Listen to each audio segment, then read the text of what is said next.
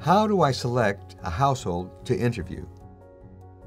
We need to pick a random household for each location in your sample. There are 3 different scenarios that you may face. If you have access to a complete housing list and it's accurate, use it to pick a house randomly. Then your work is done. But be skeptical of such lists.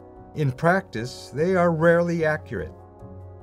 If no accurate list exists and there are around 20 or fewer households in a community, draw a map with the help of a local person, such as a village chief. Assign numbers to the households and pick one at random.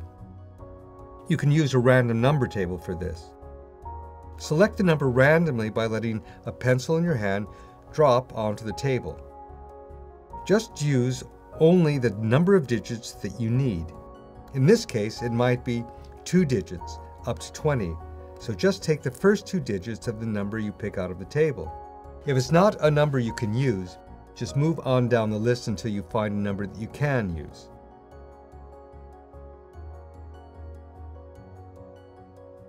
Select this as your reference house. Then visit the next nearest house to conduct your interview. This ensures that any house not on the map also has a chance of being picked for interview. And the third scenario? If there are more than 20 households in a community and you don't have an accurate list, talk to a local resident. Often a community leader or village chief will help you if you let the community know in advance that you are coming. Use a large sheet of paper from a flip chart or the back of the questionnaire.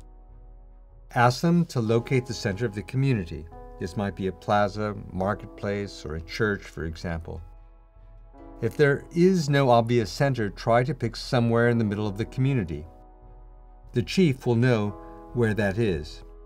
Add local landmarks to the map.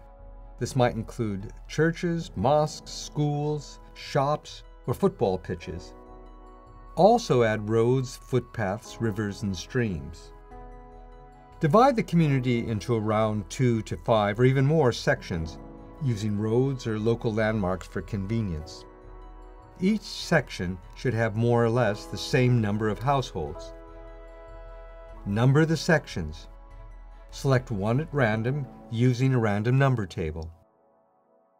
Add more detail to the chosen section, like roads and pathways.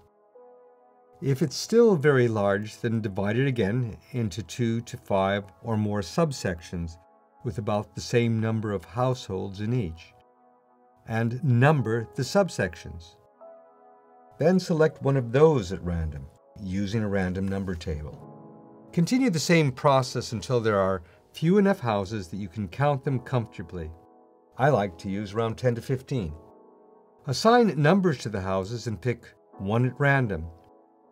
This is your reference house. Then go to the next nearest house. That's where you go to conduct your interview. This kind of sampling is called segmentation sampling. If you need to complete more than one set of questionnaires in a single community, you'll need to go right back to the beginning of this section for each set. Each of the 19 interview locations should be selected randomly using this process.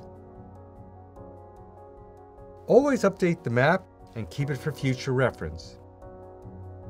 You can use the same technique, segmentation sampling, in densely populated urban areas. Some urban areas can contain hundreds of households, but with the help of a local leader or chief, you will still be able to divide the community, firstly into large sections of about the same size. You then select one of the sections randomly. You continue the process just as we did in the rural area, until you come to a subsection that is of manageable size. Then you select a household at random, just as before. The definition of a household is a group of persons who share the same kitchen or hearth, or who eat from the same cooking pot.